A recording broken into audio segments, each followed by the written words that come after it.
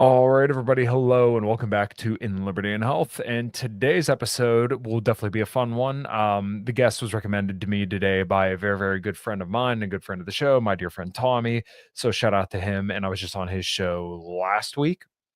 We talked about heavy metal, and it was kind of funny. I listened to the introduction that he recorded by himself, and it was just a completely different topic than what we planned to talk about. But that's kind of just, what do they say? How the cookie crumbles. Anyways, welcome to all new subscribers, all new watchers. I appreciate all you being here. And if you are here, please hit the like button. I would really, really appreciate that. Feel free to become a channel member as well to see all of the Common Crown's live footage that I get with my trusty GoPro. And there will be a really, really cool show coming up here next weekend where we're going to be playing a very, very long set with a whole bunch of covers, which we don't normally do.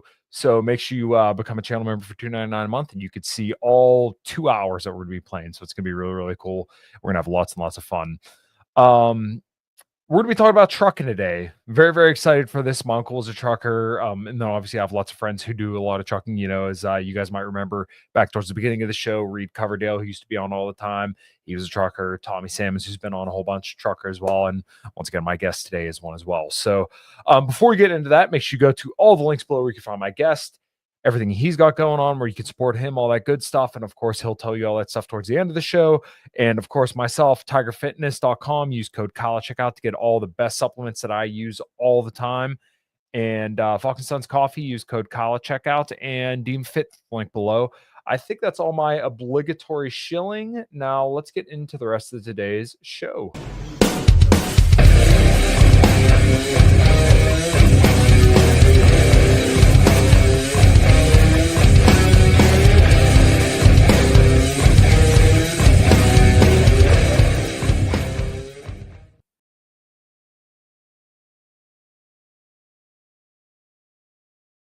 And welcoming to the show today, I have Mr. Gord Magill with me. How you doing, man? I'm fantastic, sir. Thank you for having me.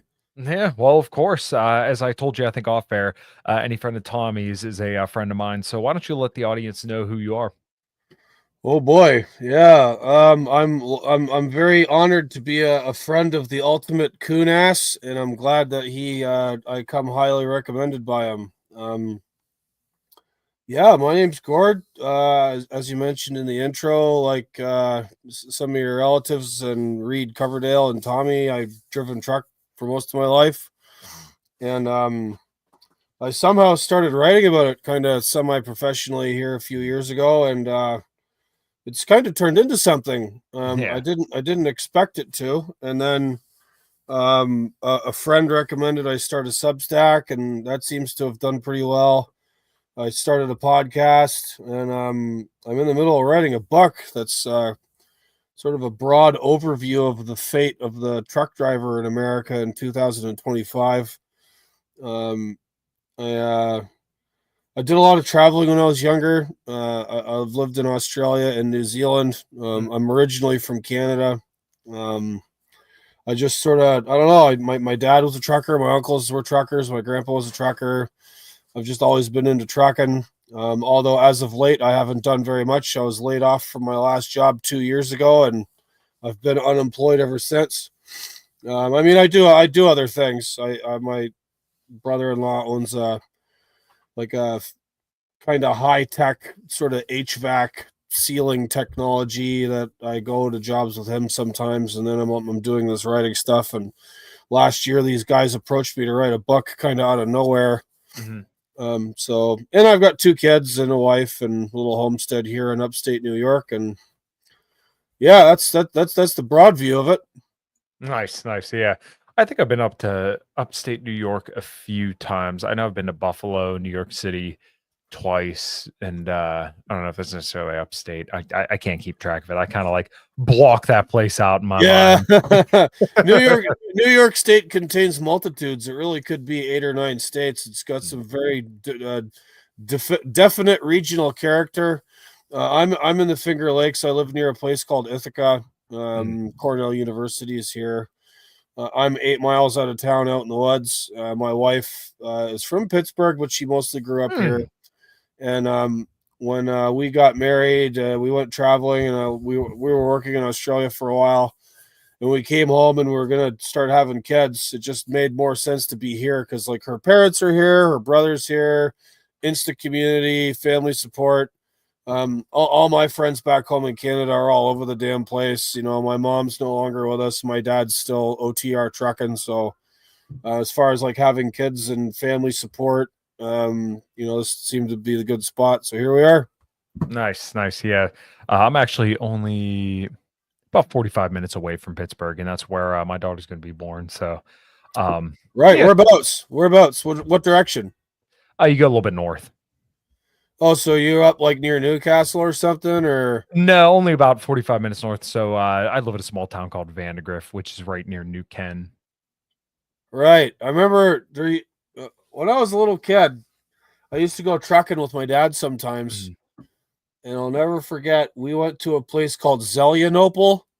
Oh, Zelienople. Yeah, I know exactly where that Yeah, is. Yep. and we had to like my dad had to pick up this load that was going to Montreal, and we got there right as the place was almost closing. But the guy that was running the forklift was really nice, and here comes this like 6-year-old kid with his old man trucker, and the guy's like, "Oh, hey kid, you want a donut?" And I don't know, and then he loaded us really fast, and it seemed really cool. I don't know, I just that name, and it's just such a weird name, Zelienople, Yeah. like. Yeah, no, we definitely have some weird names around here in Pennsylvania. It's kind of funny you mentioned your uncles and your dad and your grandfather all being truckers because I kind of see myself in that in respect to being an automotive technician, where it's like, okay, my dad did it, his dad did it, his dad did it, and down the line here, and like I'm kind of looking forward now. I'm like, okay, well, I'm having a daughter, so hopefully she's nowhere near the automotive world, but like when I have a son, hopefully I'm gonna tell him, but just don't do this. This blue collar shit just sucks. just don't go breaking your knuckles all the time for no reason. I I got more scars that I can even manage to count. Everything's electrical now, and I'm EV certified. But Yeah. the blue collar world, people hype it up a lot, and I think one of the things that frustrates me, and perhaps you could elucidate upon this a little bit further as well. I always see like the stupid online influencers saying, "Oh, you can make six figures going into the trades." I'm like, eh. What they're not telling you is that that's like the top 1% in most trades, and those people do not leave work. They live at work. They go home, Yeah, there's go always somewhere. lots of disingenuous stuff, and it's Yeah. same with trucking, right? Like, you can make a decent living, spinning wrenches or being a welder or electrician. It's possible. You can do all right as an independent contractor. Mhm. There are some companies that pay fairly well, but yeah, like if you want anything in life, you got to work really hard for it. And Mhm. they do this thing with trucking too, right? Like they tell you, oh yeah, you could make this amount of money and you can make up to this much and you will get this much per mile, but they never tell you the sacrifice, the amount of time you have to be Right. away from home, all the crap that happens to you for which there's no recourse, all of the unpaid time, all of the like just getting screwed around by everybody and chased by the government and held up just about everywhere you ever go for hours and hours on end and never being paid for it. Like there's always something else to the story, right? Yeah. And like I get it, like I'm consider myself a blue collar guy. A friend of mine's a mechanic. Other direction, he's east of Pittsburgh, and Okay. he writes about this stuff professionally too. Shout out Brandon Daly at the Savage Collective on Substack. Nice. He's a diesel mechanic, and so is his dad, and he's a really good writer, and he's pretty well read guy. But there's honor in it, and what's the old saying? Dirty hands, clean money. Yeah. You earned it, and there's pride in that. But yeah, there's downsides to everything. Yeah, your hands are gonna get effed up, and you're gonna miss a few things here and there, and late nights at work, and but nothing good comes without any sacrifice. Mhm. Yeah, I completely agree, and, I think it's a matter of in every job that you do, especially in, like, the blue collar field, at least with most of them, the hours are pretty reasonable, at least in my experience, but, it's they're not really, like, fields that are for faint of heart. Now, like, for trucking, I can't imagine there's as much of, like, the not that there's as much ball busting, but, like, you're kind of less involved day to day because it's a lot of time by yourself and you're spending a lot of time over the road. So it's more of kind of getting to enjoy your own company, which, Yeah, that's yeah, very important. Trucking, as much as like certain occupations and certain blue collar gigs are physical, yeah, trucking can be, and it is in a way. You have to be able to like stay up for long hours and be able to sit there driving and other duties. But the main game with trucking is psychological because again, I mhm, alluded to the adversity, getting screwed all the time. You're always by yourself. You have to have a sort of to be a successful long-term trucker. You have to have a certain type of inner strength and mhm, and a personality that's okay with your own company. yeah. Yeah, and I think that's really important for just about anybody too, because like, I don't know, man. One of the most important experiences for me was living by myself for about a year and a half, and I feel like if you're trucking by yourself, then it's like, oh yeah, you're all the time. Just you got to get used to being by yourself. So, um, you mentioned the angle of kind of like the family thing, but how was kind of getting into trucking when you were young, and like what age did you start? Right. So, yeah, it's a little bit messy. My parents got divorced when I was about 11, and my Hmm. dad moved to the United States because he got married to a lady from down here. Coincidentally, my dad's second wife was born and grew up an hour away from where my wife is. Hmm. It's a similar neighborhood of upstate New York. It's total coincidence. But anyway, when I was in high school, I didn't want to be at home. Um, I kind of always had a little bit of wanderlust. I would like ride my bike to Niagara Falls or Hamilton. I would go on these like long ass bike adventures when I was like 12, 13. And I my because my folks were split up and my dad's never had two pennies to rub together and my mom's had less. It was like if I didn't work, there was going to be nothing. So when I was in high school, I had a whole bunch of jobs. By the time I was in the 11th grade, I was working three jobs, every weekend, every night after school. I was doing 50, 60 hours a week over and above trying to finish high school. Hmm. And I was working for this trucking company. One of those jobs was with a trucking company, and I sort of learned from the bottom up. They had their own body shop, and back when like trailers were made out of steel instead of aluminum, and I used to sandblast trailers. I helped the mechanics at night. They had night shift mechanics. I would help them with stuff, or I would like go around with the local drivers at night, loading trailers, like preloading trailers for long haul guys to bang onto them and take them away. So, I was going into the mill and chaining down loads of steel in Hamilton, tarping loads.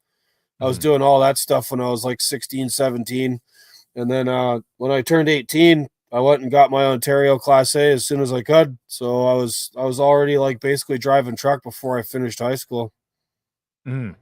Yeah, I feel that story quite a bit because I started working on cars, I think, when I was 17 years old. And I attribute like my work ethic and my attitude largely to getting my balls busted a lot as a teenager. Like those are kind of like very formative years. And I don't know how much you interact with like younger people kind of getting into the field now, but I feel like a lot of the younger generation going into the workforce now really, really needs that ball busting, and they're not getting it, and you're seeing the effects of that of how they work and their attitude at work. Right. So there's a certain um what's the word I'm looking for here? Like there's certain rites of passage, right? Mhm. And a young person does not properly enter adulthood until they've completed certain things, right? Like to take, Mhm. video games, there's always levels. You have to go through levels, and life has the same thing. And the sort of the as you put it, the ball busting is one of these things that like tests you out, right? Like you have to Yeah. be able to like take jokes, you have to be able to accept criticism, you have to be able to like get along with everybody you're working with, and the ball busting is like it's like a method of it's like a tester, it's like a test, Right. right? There was this guy I had on my podcast here a couple months ago, this super far out there guy from New Zealand, named Wes. and he's had a very interesting life. And like he lived in Sydney and Australia for a while, then he was in Canada, and his dad was a logger, and his old man was like just a hard person and had a logging company in Canada and then one in New Zealand. And he described his dad as a pirate. And then like, Wes ended up going off and doing his own thing, and he got into roofing.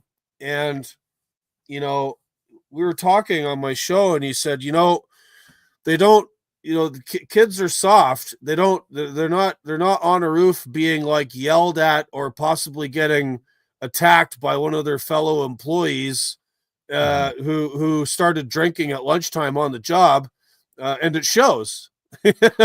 He's like the health and safety paradigm, and everything being micromanaged has like brushed all that stuff away.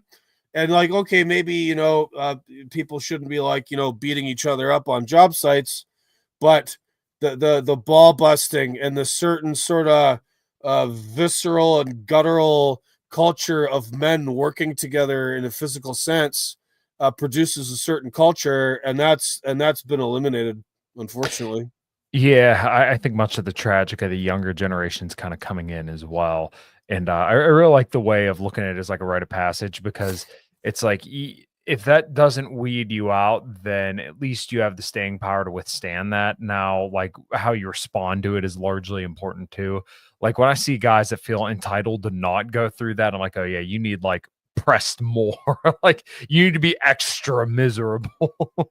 So I'm kind of curious, like I'm guessing there's probably some of that camaraderie in trucking, but I feel like that's probably more with like the people you talk to in dispatch rather than like your other truckers, because you don't really have to work with them necessarily as much. It Or am I depends. mistaken? Okay. I think, it depends. So, I had a lot of camaraderie with the guys I worked with when I was in high school. As I grew up, and I sort of worked local for a couple of years. Like you're all kind of on the same team and helping each other out. And then like when you go start doing long distance stuff, sometimes you run down the road together, or you pass each other coming and going. You're on 94, one's going to Chicago, one's coming home from Chicago. You just chat. And then when I was the best form of camaraderie I had trucking was when I worked on the ice. I did 4 seasons on the Tibbet to Contueto Winter Road, which is the very first ice road of the first season of Ice Road Truckers. And I was up there when they were filming it, actually. I think I did, yeah. They filmed that my second or third year up there.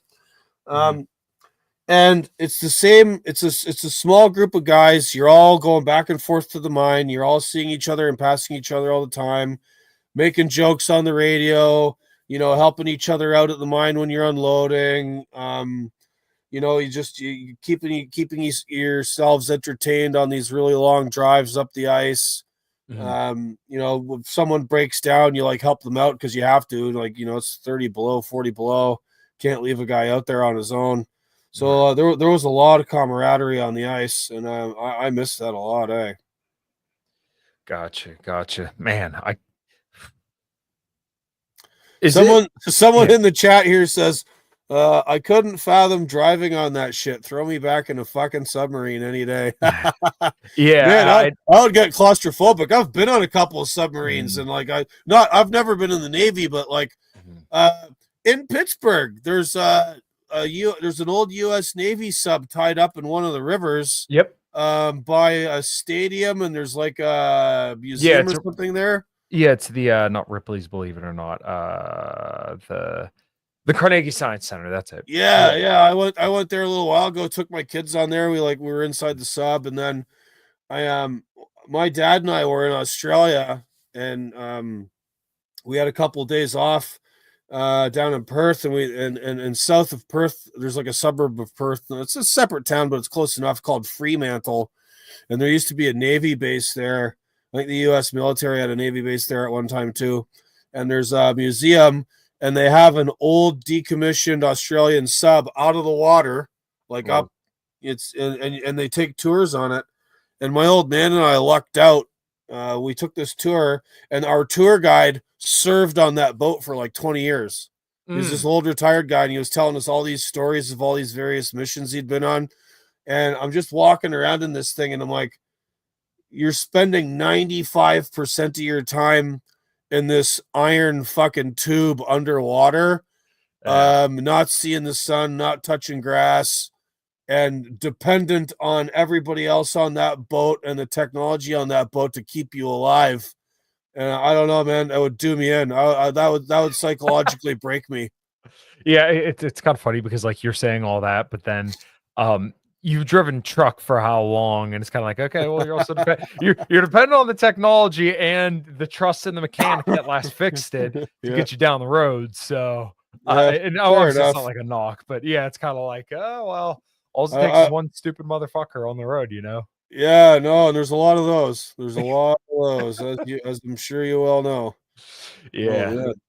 So, one thing I heard you talk about with Tommy, which I thought was really interesting, is actually kind of how like the U.S. has business relationships and different setups for like people who come from out of the country to come into America and set up like trucking companies. So let's kind of talk about some of that and also how kind of immigration ties to this. Sure. Well, we live in this very unique time right now. Obviously, the second Trump administration. We just saw these riots down in Los Angeles in reaction to ICE raids and Mhm. deportations and all that. And it's it's hot on everyone's tongue. Um, it just so happens to be that I've been writing a little bit about where this intersects with trucking because um, the trucking business has sort of been abused and parasitized a little bit, partly because of the government doing explicitly stupid things, partly from leaving loopholes open that shouldn't be, and and to what purpose was all this stuff being done? Like I have some guesses, but I guess the main thing we have going on right now is that a number of different groups have figured out these loopholes and how to basically insource labor into the United States, specifically to drive truck, right? Mhm. So, and these systems and these loopholes expanded greatly during the Biden administration. So during COVID, there was a major demand spike. 2021, everyone's hanging out at home, getting their Biden bucks. Um, lots of places are closed. Everyone's ordering things online, doing home renovations, doing whatever. And there was a massive, massive spike in demand for trucking. But what the government did is, that spike in demand brought in a lot of other people into the business, right? So, like, rates were going through the roof. People were getting $5 a mile for things. And but the powers that be are greedy motherfuckers, and they don't like it when working class people actually make money. So there's this thing, and you can look it up. I've cited it in some of my articles. There's this thing called the Trucking Action Task Force, which was commissioned by the Biden-Harris administration, and basically they were answering to a lot of very large carriers who were saying, "Oh, we can't get truck drivers," which is bullshit. There's tons of truck drivers around, Mhm. and they said, we need more. And so they convened this action task force to figure out what to do to, like, make supply chains more resilient, keep things moving. And interestingly enough, like, some people in the Biden administration uh, brought forth academics to consult and say, hey, what can we do to, like, make things better and, like, make sure that the trucks can get everything moving and keep the economy flowing during this very crazy time. And there was they got testimony from this guy named David Carell, who is a researcher at MIT, Mhm. and some people in his sort of sub school there had done some papers on, like, what are the holdups in trucking and, like, what are some efficiencies that we could gain. And they found that on average, most truck drivers only get 6.5 hours of driving done in a day. I mean, obviously, there's some guys that are long haul, they do all their hours they can, but when you averaged it out across all the various sectors of the industry, there was this humongous gaping waste of time and capacity. And so Corral told the Biden administration, you need to get trucks loaded and unloaded faster. They're being detained everywhere they go. Go to Amazon, go to Walmart, go to some distribution center, go to some factory. Everyone's sitting around in line. These places are disorganized. They don't have their shit together. They waste truckers' time, and this creates a capacity crunch. You don't need more truck drivers. You need to use the trucks more effectively. Some other people who've written on trucking labor market economics told Biden basically the same thing. Like, you've got enough truck drivers. You need to use them better, and you need to pay them more. So what did Biden do? He ignored all that and did the opposite. We need more truck drivers. Just throw more bodies at the problem. So what they did is they doubled the production of CDLs. For typically between 400 and 450,000 new CDLs are issued every year in the United States. In 2022, that went up to almost 900,000. They didn't double the number of truck driving schools. They didn't double the number of DMVs to test these people. So there's some guys I've been working with in Arkansas who've ran the numbers, and about 10 or 11 states are the biggest culprits for this. And what they've found is something called non-domicile CDLs. So basically, these states have been allowing people from other countries to just waltz in, get a CDL. You don't even have to have an address, with thus non-domicile. And there's been some like dirty business with like not enforcing requirements. I've been doing some research today for another article I'm writing. Same thing has been going on in Mexico. Basically, the Mexican federal DOT, who issue truck licenses in Mexico, they have private subcontractors who it appears are in the pocket of the cartels and will basically sell a CDL to anybody. And it doesn't matter even if you're from Mexico. They'll sell CDLs to guys from Guatemala, Honduras, other places in Central America. They've got like no requirements. And now all these guys are running around in Texas, moving loads within the United States, engaging in cabotage and getting in tons of accidents. And a lot of these new guys that came in under Biden, same thing. Biden had these two issues that he figured he would solve with trucking. Tons of migrants and refugees because they totally abandoned controlling the border. Trucking industry is coming to them saying, we're paying these drivers too much. We need more trucks to help get the prices back down. Biden doubles the number of CDLs by basically saying, okay, cool. Well, we'll just give them to migrants and refugees then. We'll lower the standards to get CDLs. And what we've seen now since that's happened in the last 4 years is that after that COVID demand spike wore off and later in 2022, the trucking industry sort of like went back to equilibrium. But the rates have been in the toilet ever since. Many people in the industry have been calling it a freight recession, but I don't think that's exactly true.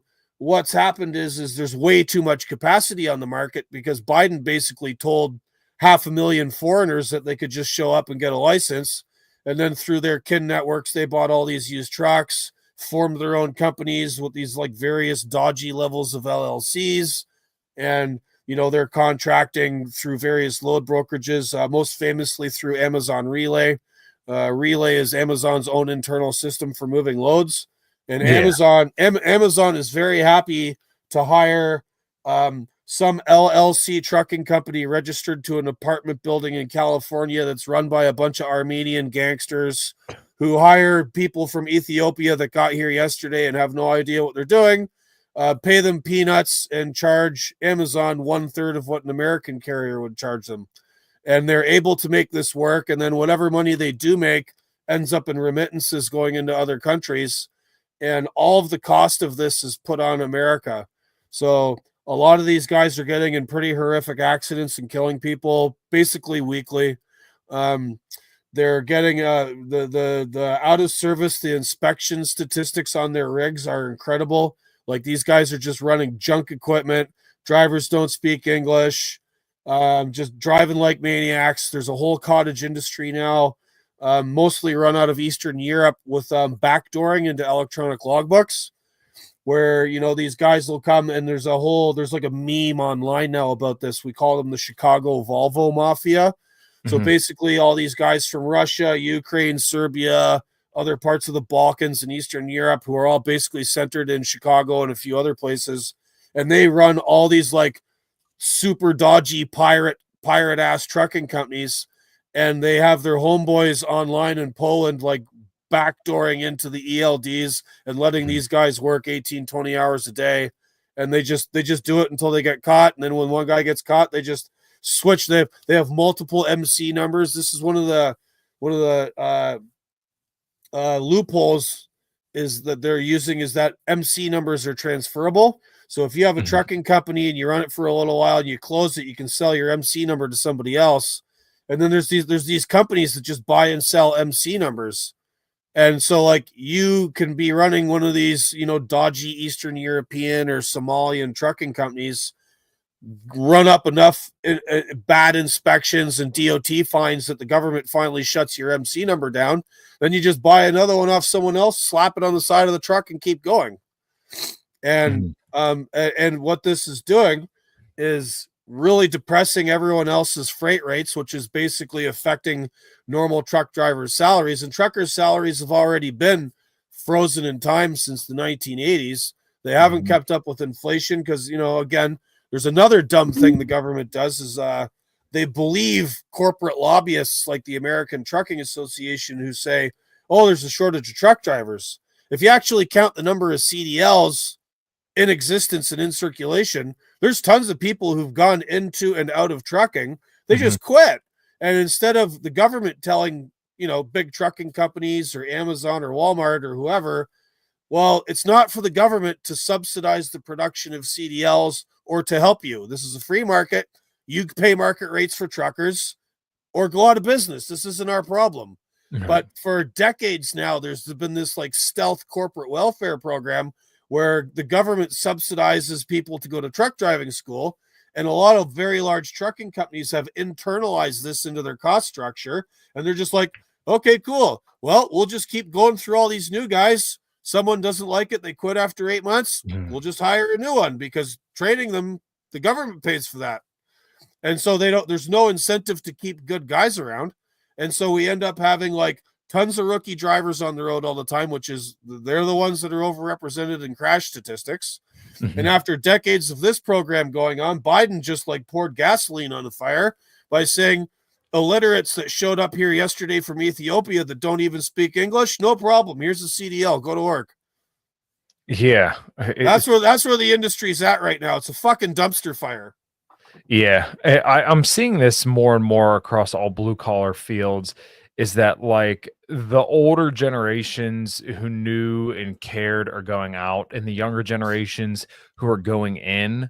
Um, it, I've been thinking about this a lot because it's like for me and for younger generations now, it's like we didn't get to grow up with a lot of this technology, right? And not like as in like we didn't have it when we were younger. We didn't like grow up watching it grow. You know what I mean? Like, so you think back to, I'm guessing you're probably a few years older than me. I just turned 30. So, Oh, um, quite a few. I'm 46. okay.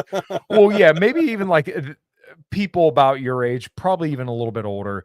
Like I think back to the old 90s, 80s cars and stuff like that, where it was like, okay, well, you have like one control module, maybe two, maybe three. And then now, in like the cars I'm working on, they have like 20 or 30. Oh yeah, and And they're all interconnected, and you have like three oh, computer yeah. systems going through a taillight assembly and Oh, stupid yeah. shit like Yeah. that. Oh yeah. But like basically, I'm guessing it's probably a similar deal in trucking where it's like, all of these people have to grow up with this technology and their like overall wages like kind of kept up with inflation there for a period of time, and they also got the benefit from like the housing prices getting inflated, all their assets increased in price. Younger people getting into the blue collar fields now don't really get to enjoy that same quality, like No, they don't have no, any yeah, assets. I'm glad you brought that up about assets. Yeah. A major problem here, and Eddie here just brought up Canada again, is that like so Mm. here's the thing. They're not making more land, right? No. But we just keep making more people, and because like Canada and the United States' immigration policies have been retarded, they just keep throwing more people, more people, more people in the mix, but they can't possibly keep up with housing construction. There's only so many jobs, Mhm. and the so I you're a libertarian show here, right? Yeah, I would Ish. say mostly libertarian. Yes, Okay. Yeah. libertarianish. I spent lots of time in that part of the world too. And Mhm. I used to be pretty economically libertarian, and then some things just started not making sense to me. Mhm. So we got told back in the 90s, under Bill Clinton with all these like offshoring deals. It's like, oh, well, we're going to ship all the manufacturing to other places, but it's going to like make prices lower for the consumer, right? The consumer became the like be all end all of all economic thinking. And it's like, okay, cool. Yeah. So flat screen TVs are cheaper. Cheap plastic dog shit at Walmart from China is cheaper. That's fine. The things you need in life, the things you really need in 2025, a fucking house, health insurance, cars, and education for your children. All of the like big ticket items in life are like 5 times more expensive than they were 10 years ago, 20 years ago. Right. Yeah, okay, that's great. I can go to Walmart and get cheap stuff. Fine. But the things you actually need are now out of reach for most people. And so speaking to Eddie here about Canada, Canada's got one of the like most hottest housing markets in the world. It's starting to turn now finally, but like under Justin Trudeau, there's like 5 million people in Canada on temporary visas, right? Temporary foreign worker program, and then student visas, which also allow the students to work. I remember seeing an article a few months ago, something like 4.9 million people. Canada's only 40 million people. So like 12% of the country, an extra 12% over and above the normal population are just hanging around, right? Even though there's not that many jobs. And then there's like the usual immigration. And the first, I read something the other day, in the first 5 months of 2025, 800,000 people have immigrated to Canada. Right? Okay. When I was a kid, there was 24 million people in Canada in like 1988 or something. I read when I was in school, and now it's like 41 or 42 officially, plus another 5 million people on temporary visas, and nobody can afford a house. Right? Like literally, the average house price in the city of Vancouver now is something like 1.4 or 1.5 million dollars. The average house price in the province of Ontario is 800 grand, and like. All of this is riding on debt. Like nobody can afford this. Right. And instead of like trying to do something to increase people's wages or their opportunity, our governments are just like, let's just invite the whole fucking world here. And somehow magically it's going to work out. And clearly it isn't. And this is part of what's like made me, whatever. This is the government's fault. We could get it like deep into libertarian theory and stuff here, but like there's so many problems now going on that are like crisis level, right? You said, you grew up and we sort of had like a sort of standard of living in the 80s and 90s, a certain like work mode. You could sort of expect to like, buy a car and not have it like have these like 9 computer systems in it. And like things would be relatively cheap and you could work really hard and you could get ahead. That's a lot more difficult nowadays. And they're only making it worse by just not the government's not doing anything for the people that live here, and they're not enforcing their own rules. And who benefits? Like cui bono? Who benefits from this? I mean, Amazon does, bankers, corporations. Yep. Yeah, like again, I want to continue to lean libertarian and like keep the government off people's backs, but they're not doing anything about the problems that are under their purview, right? Like let's set aside libertopia. Let's look at the world as it is right now. The government owns the roads. The roads haven't been privatized. Sorry, guys. The government is in charge of the borders. Yeah. We don't have like open borders. There is still a border. There is still this concept called citizenship. While that is happening, the government is supposed to do things to make those things better. And they are not. They're not.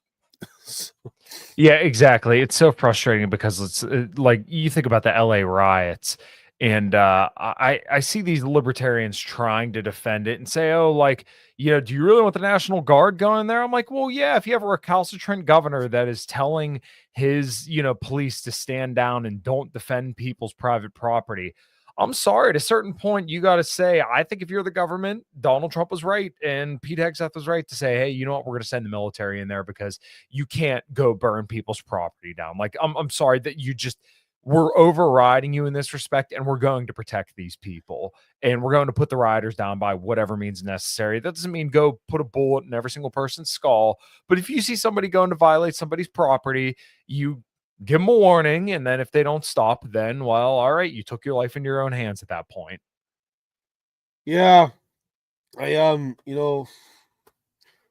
just hate seeing this stuff, and I'm pretty attached to trucking, man. Like, I like it. It's done me well. Um, I managed to go trucking in a couple other countries on temporary work visas, which I realized were temporary, and I did go home at the end of the visa. So don't come at me about being a hypocrite or anything, but like, and it's been very good to me, and it can be. The trucking industry's got a lot to speak for it. It's it's a necessary and vital service to the functioning of the rest of the economy and our wider society. And it got stress tested during COVID, and instead of like doing things to fix it and make it work better, the government has done everything possible to make it fucking worse. And they just continue doing things to make it worse. And it's just so hard to watch. I mean, this is part of the reason I'm writing this book. Like, this publishing company saw the stuff I was saying in my Substack, and they're like, "Wow, are you like the only guy that talks about the trucking industry like this?" And I'm like, I don't know if I'm the only guy. Maybe I'm the loudest, but Yeah. there's lots of bad things going on here. And when you put them all together, a sort of a narrative begins to, bubble up. And I guess that's sort of what I'm writing about. Mhm. Yeah, I sometimes feel a little compelled to talk about the automotive world, but it just seems like such a dumpster fire. I feel like all blue collar fields are kind of going this way, where it's like, man, the people, the younger generations getting in are just gonna have such a hard time. Like I've said this a million times on the show, but like people that are 10 years younger than me, they may not ever own a house. Like my wife and I put off having a kid until she's 29, I'm 30, and it's like, okay, well, now I'm looking at it. We're talking about insurance now. And for me, and if you can't tell, I would like to believe I'm in pretty good shape. I mean, I Yeah. have impressive strength stats and all that stuff.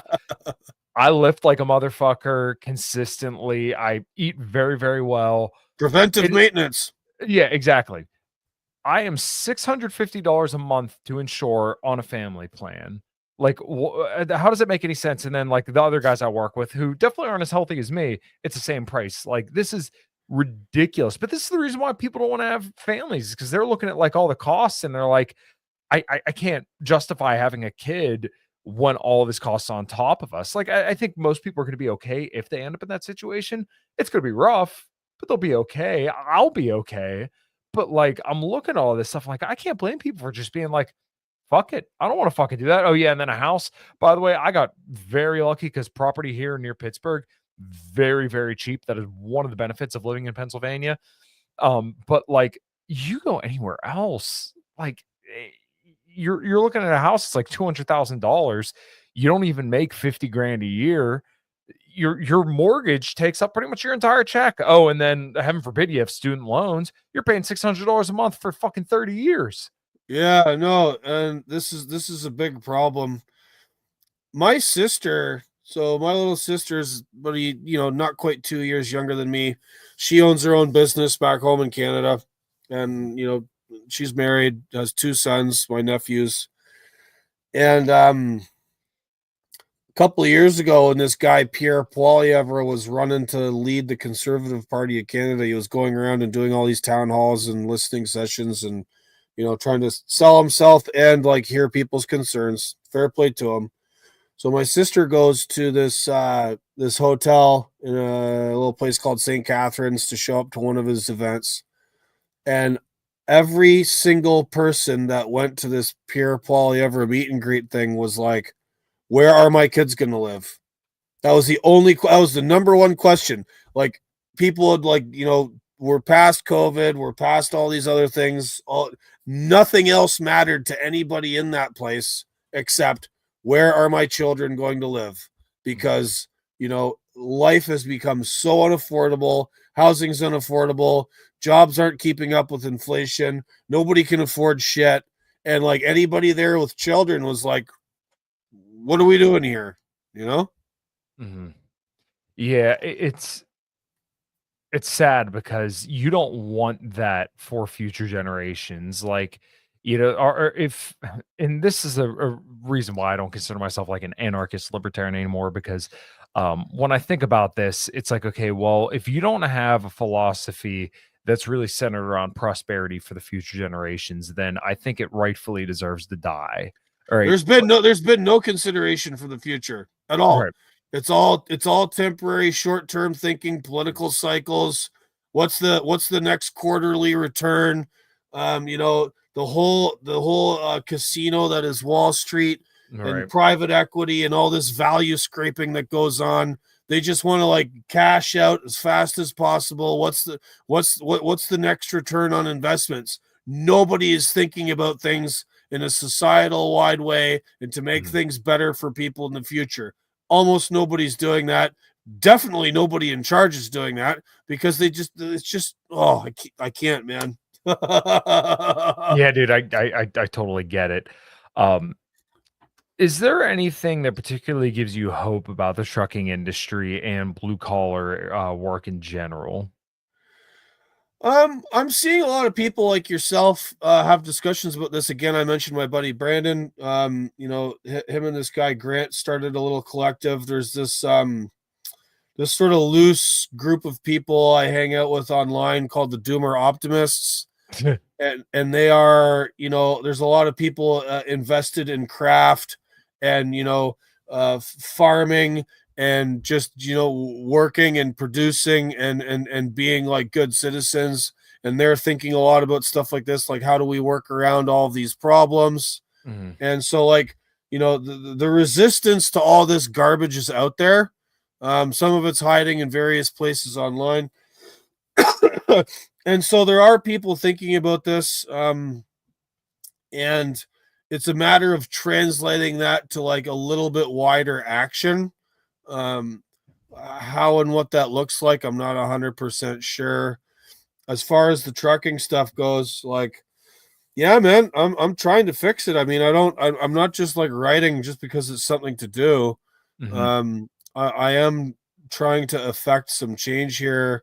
And we've had, we got Trump to do that executive order reinforcing English language proficiency for CDLs, which should help take out some of the trash. I'm working with some other people on some other stuff to present the Trump administration and just letting people know, because like a lot of people just have no idea about trucking, right? Like they just go to the grocery store and buy magic. All the groceries Yeah. are there. They go to the gas station, there's gas. They go to the tire place. Oh, look, there's tires. Like everything gets distributed as if by magic, and most people don't understand the problems that go on in order for that magic to happen. And sooner or later they will.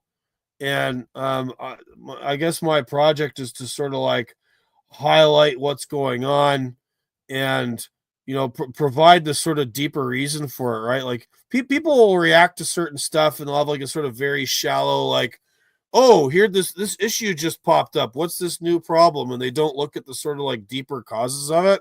Mhm. And I would like to reform the trucking industry and how drivers get trained, because I don't think that the system by which truck drivers are trained in America sucks and needs reform.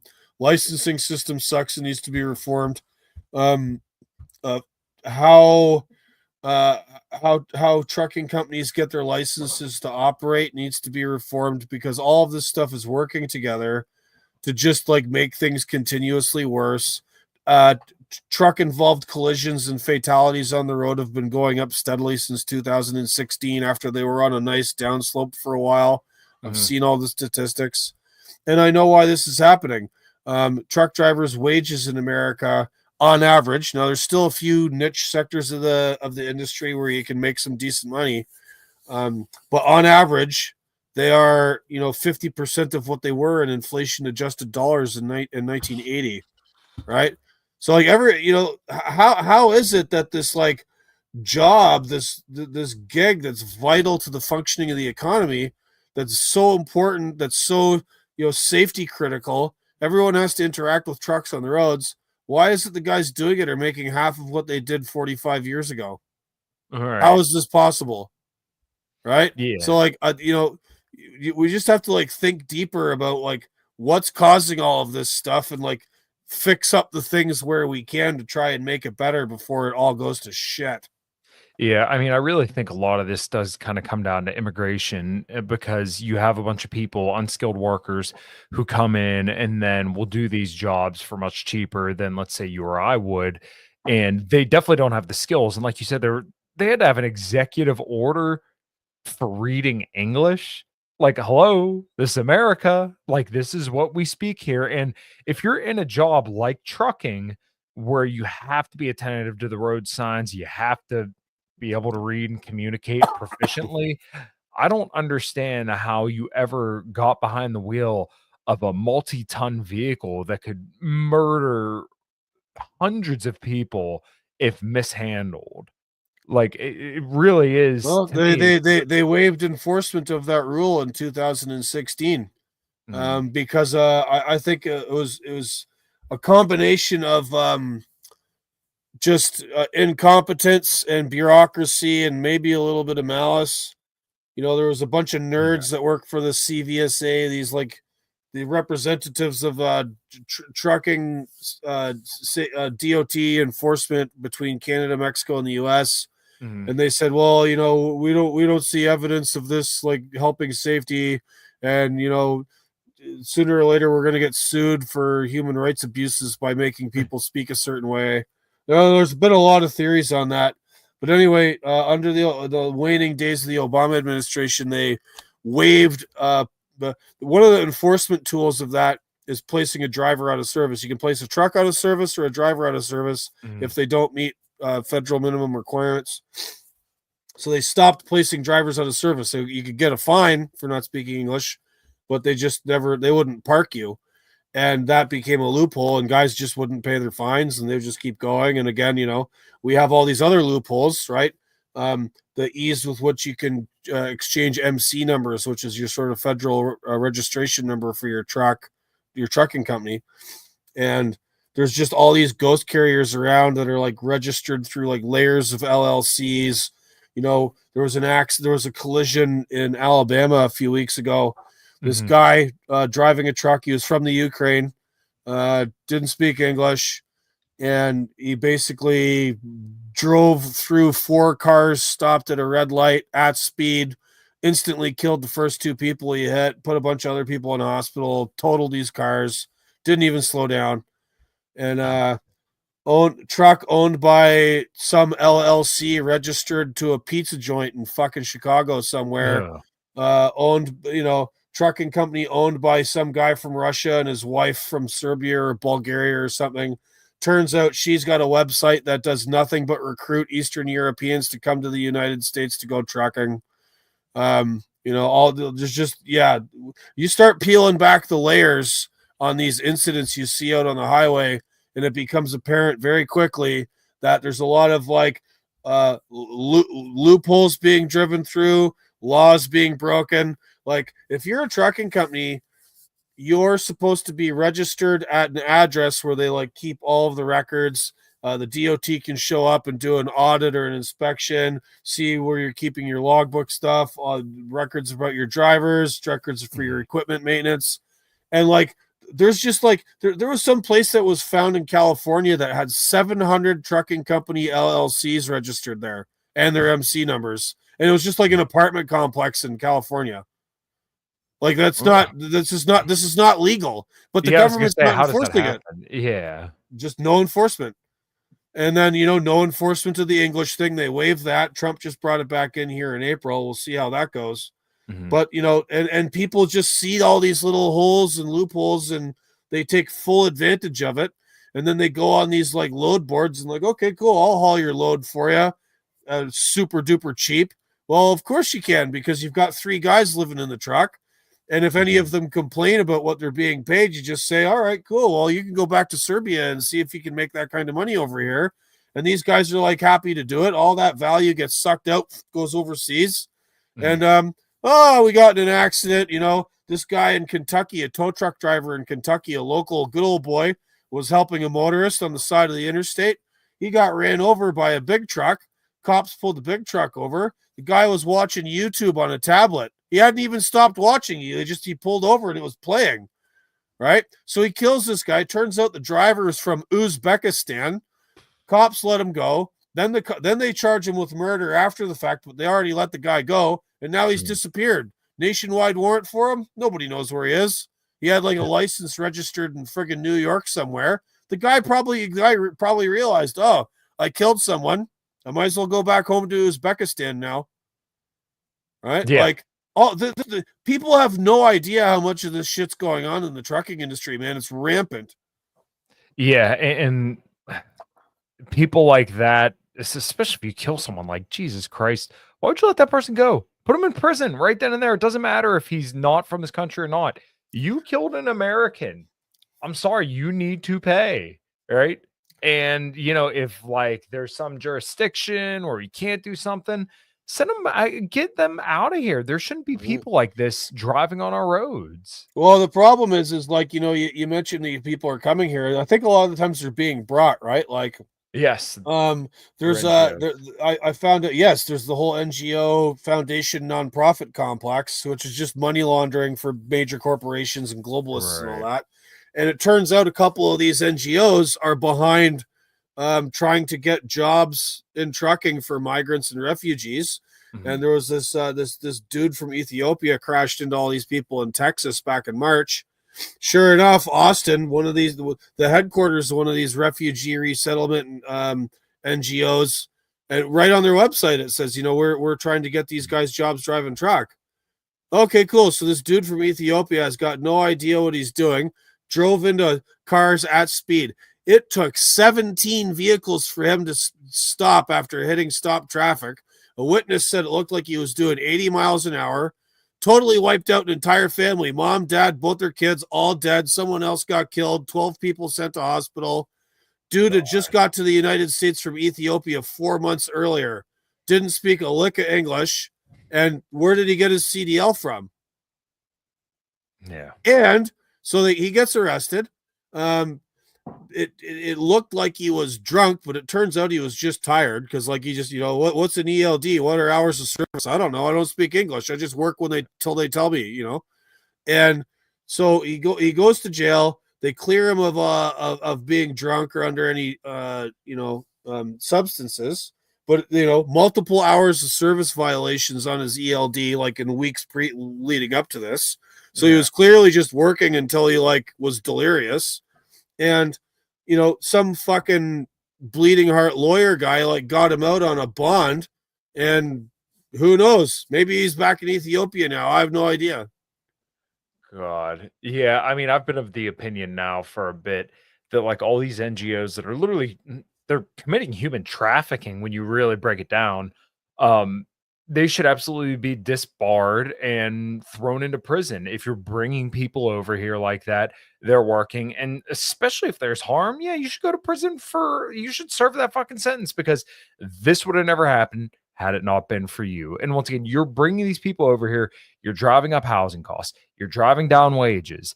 And then now you made the entire country less safe because you have people that not only aren't assimilated, but also don't understand basic fucking English. I don't understand. Driving culture, right? Yeah. America has a unique driving culture. Now, yes, there's bad drivers everywhere you go. We're not perfect, but there's a particular driving culture in the United States and in Canada. Mm-hmm. And it's somewhat, cooperative, and there's just certain standards and look at videos, go on YouTube sometime and just look at how people drive in India. Look at how they drive in Jamaica. If you've ever traveled anywhere, man, it's scary how other places drive. And that's just part of the way it is there. Then those people come here and they bring their habits with them and apply it on our roads. Total lack of consideration. They just sort of assume the sort of mass of people that all manage to run around each other in fucking Mumbai or whatever, that's the go here. And it's not. And you can't just learn that as soon as you show up. Right? But the eggheads that run our society, they don't understand the human element, right? They don't view us as people. They view us as interchangeable fucking human resources slurry economic units to just get sloshed around wherever they feel they need us, and whether or not the market requires it, because to them it's just like, oh, these people are getting uppity over here and want to maintain a normal lifestyle and want too much money. We better flood their market with people and drive their wages down. Mm-hmm. Right. And then, and so in some of these places too, like, so in Canada, a major investigation went on into this like temporary foreign worker program of Trudeau's back in the day, like in 2019, when like people were starting to notice like what the fuck's going on here. Mm-hmm. So Canada's biggest newspaper is called the Globe and Mail. It's been around forever. It's sort of like, the Canadian version of the New York Times. They do an investigation into these TFW things, like a number of them. It's like a whole multi-part series in their newspaper, and they did one on trucking. Because like we just kept getting all these Indian guys rolling trucks all over the place and crashing in the mountains and no idea what they were doing. And it turns out that like there was a whole ecosystem of immigration consultants, trucking companies, truck driving school owners, and various levels of government people in British Columbia who are all in cahoots with one another. And then they were working to bring Indians to BC to drive truck. And, make that community's trucking company make money. And what they had agents in India. So like they would go around the Punjab, and, hey, come to Canada. We'll get you a job, pay 30 grand up front. We'll get you the work visa. And it turns out like a lot of these guys coming from India had no idea what kind of job they were going to get. They're just like, okay, cool. I get to go to Canada. Sweet. Got my lottery ticket, man. I'm out of here. Mm-hmm. They show up in Vancouver. And then the immigration consultant says, okay, sweet. You're going to this truck driving school, and then you're going to go work for this guy over here. And the dude that just showed up from India may have never driven a fucking car ever, might have never driven anything ever in his entire life, goes to some shitbag, dirty truck driving school in Surrey and BC, because in British Columbia, you can do you can take all your tests in Punjabi or in Mandarin. Like, there's no like requirement to do it in English or French. Right. Mm-hmm. And so these guys just kept getting show up. And some of them, like, I feel bad for them. Like these guys are like, oh, I got told to drive to Toronto. I've never been over the Rocky Mountains. I have no training. But if I quit or say no, they'll pull my visa and send me home. So it's like these systems of indentured servitude where like we're bringing people, the government is allowing gangsters from other countries to abuse their own fellow countrymen from other places, bring them to Canada, put them to work in a job at like way less than what the locals get paid, in a clear undercutting and wage suppression operation that has resulted in like thousands of people getting killed.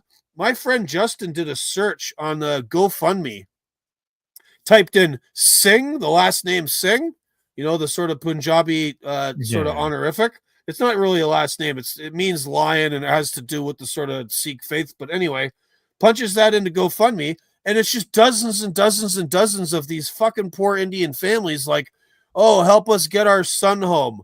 Because like some guy got here from Amritsar. 3 months later, he crashes his truck in the Rocky Mountains somewhere and gets killed. And the family back home in India, they got no money. And so they like started GoFundMe to like try and get the guy sent home. Or like somebody didn't have insurance and they're all banged up in a hospital in the US somewhere. Oh, my son Amarjeet here, look at him. He's all fucked up in a cast.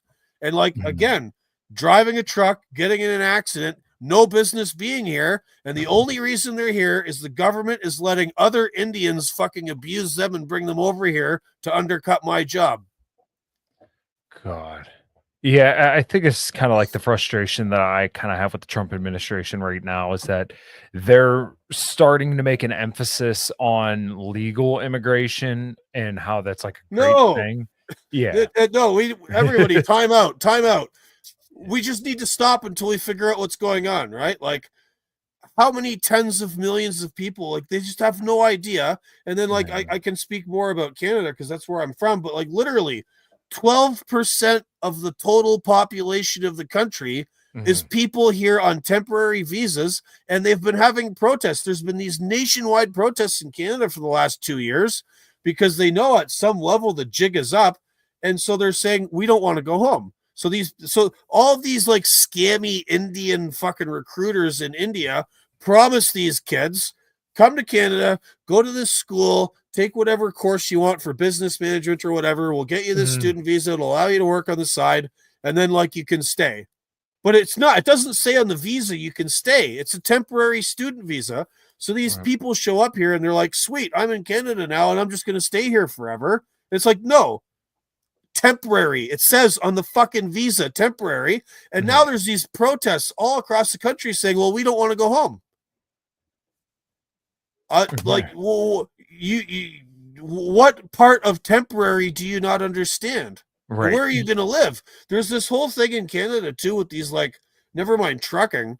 There's these like fake universities, you know, these like schools that say, oh, we're going to teach you and then we're going to get you a placement, but they're diploma not like mills, essentially. Yeah, diploma mills. There's a whole fucking industry in Canada of diploma mills, and the diploma mills are owned by guess who? And then those diploma mills, the owners are like, oh, I have these apartments where you can live while you're going to our school. Oh no. Oh, cool. So there's 15 people living in this apartment building. It's like they're just transplanting Indian conditions to Canada and expecting us to put up with it. Yeah. My God. Yeah. It's insane. And then they're like, you know, I get it. You know, like whatever's happening here in North America is like 10 times better than home. And I understand why you want to stay. But like, I've been unemployed for 2 fucking years. I can't get a job trucking anymore. It doesn't pay. They don't pay enough. Like the last guy I worked for was basically paying me almost less than minimum wage by the time you figured my salary out over the amount of hours I was working. And the only reason he's able to get away with that is because the entire fucking labor market here is upside down because there's too many people here. Yeah. I've long said now that like you pretty much have to abandon Canada and California. Like I hate to say that, lost causes. I don't think they're coming back, especially, you know, they voted in Trudeau and now who the hell is his name now? Mark Carney. Yeah, Mark Carney. And no change. Meeting the new boss, same as the old boss. Carney was an advisor to Trudeau, right? Carney's a bankster. He was the governor of the Bank of Canada. He was the governor of the Bank of England. He got airdropped into Trudeau's spot. And like I've had to explain this to a few of my American friends who have like watched what happened in Canada, going like, what the fuck's going on up there? But it's the Westminster parliamentary system. Everything they did was technically legal. Is it democratic? No. Is it ethical? No. Is it pure venal holding on to power in any way possible? Yes. Like Carney wrote an op-ed in this same newspaper, the Globe and Mail, advising Trudeau to use the Emergencies Act to crush the Freedom Convoy. He called he called them sedition. He called us seditionists. Like this guy that replaced Trudeau was Trudeau's advisor telling him what to do. Like it's total continuity of the Laurentian elite ruling regime in Canada, what you've just seen. Oh, good Lord. Well, Gord, is there any hope, man? What the hell do we got going for us? God. Well, we've got us. I mean, people are noticing, and you know, I was listening to a podcast earlier today. Shout out Trish Wood. Trish Wood is critical back home in Canada, and she was interviewing this guy named John Carpe, who runs this thing called the Justice Center for Constitutional Freedoms, or I think that's it. I could have got that wrong. Anyway, he was saying, like, he's like, yeah, you know, a lie will get around the world instantly before the truth is putting on its shoes, right? However, he did say truth endures. It takes a long time, but it always endures. And, you know, lies eventually get figured out. You know, the Soviet Union collapsed. It was built on lies. Various regimes in the past, same thing. They can only operate on bullshit for so long, right? Sooner or later, reality is going to come looking for the bill to get paid. And as long as like we sort of stay strong and keep our eyes open and keep your eyes on the prize, do right by yourself and your family and your community, and just take no shit from these swine. You know, you just have to endure, and eventually the truth, you know, will get caught up. I guess we could hope. That's definitely what I try to do, and it seems like you try to do that as well. So Yeah, I think that's I didn't mean to doom on you so hard there, man. no, man. It's all good. No, towards the end here, we always try to bring it back full circle. So it's getting late over here, man. Let's go let the people know where they can support you and listen to all your stuff. I find you very easy to talk to, and I enjoy all your interviews, and all listening to your show too has been very, very enjoyable for me. And you're very, very well versed on the trucking stuff. So it's very interesting. I could only aspire to be the same wealth and knowledge about the automotive world. So go ahead, let everybody know where they can find you and support you, Gord. Right. I appreciate your kind words and your positive assessment, sir. I write mostly the autonomous truckers.substack.com. That's my little substack. I write at other places, the American Conservative, American Compass. I've written for the Blaze. I've written for Zero Hedge. My podcast is called The Voice of Gord. It's not regular, it's not video, it's just audio. I started it as a gift to my fellow truckers to give them something to listen to going down the road. It's on all your major podcasting platforms. Just type in Voice of Gord.